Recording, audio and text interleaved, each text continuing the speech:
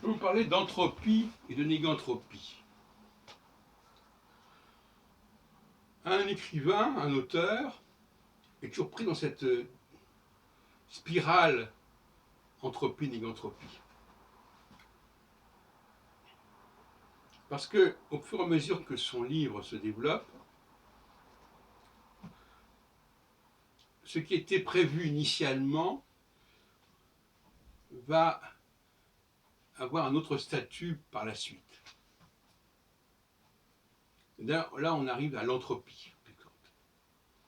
L'entropie, c'est le décalage entre le point de départ et les étapes successives qui vont éventuellement mettre à mal le plan originel. Mais à ce moment-là arrive la négantropie qui va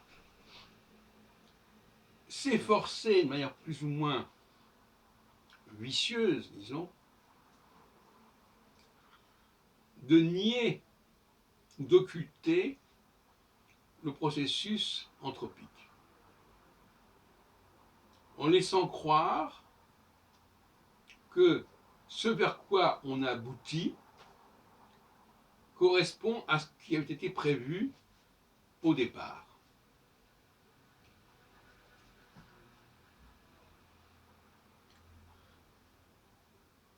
Mais ce phénomène de négantropie ne réussit jamais totalement. C'est ça qui fait qu'il est un processus hybride. Parce que, pour une raison très simple, c'est que parfois, en voulant effacer certaines traces ou certaines pistes, eh bien, on en oublie certaines, on oublie certains éléments qui ne font plus sens au regard du nouvel ordre, mais qui ont quand même perduré.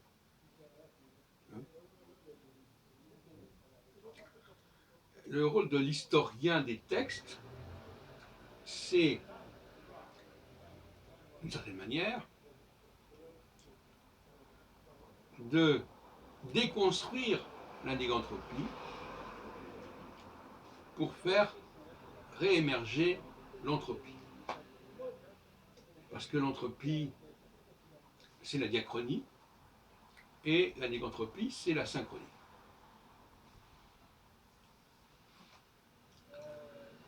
Ce qui fait que, quand on regarde de manière extrêmement aiguë et pointue un ouvrage,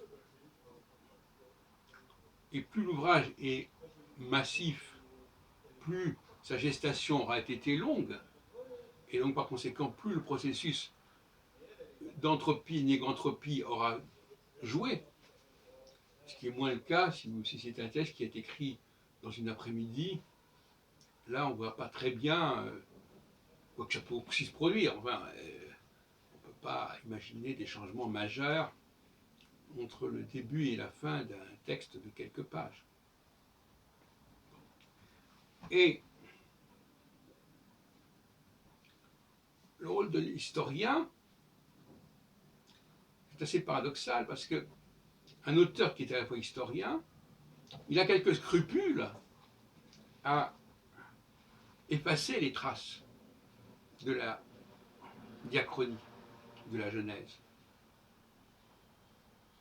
Alors maintenant, si on en revient à des recueils aussi importants que les Centuries Nostradamus, mais aussi tout simplement que la Bible,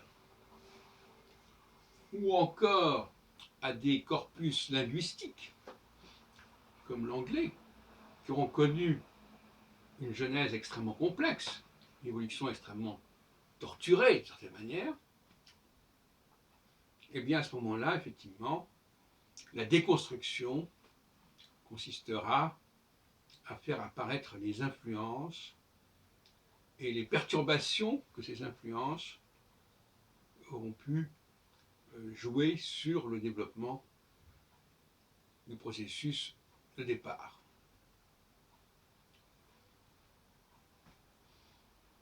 En fin de compte, pour conclure, le résultat, ce sera toujours un résultat